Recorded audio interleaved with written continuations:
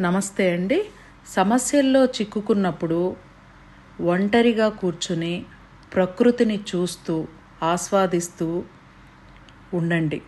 అప్పుడు ప్రకృతే గురువయ్యి మీ సమస్యలకు ఒక అద్భుతమైన మార్గం చూపిస్తుంది.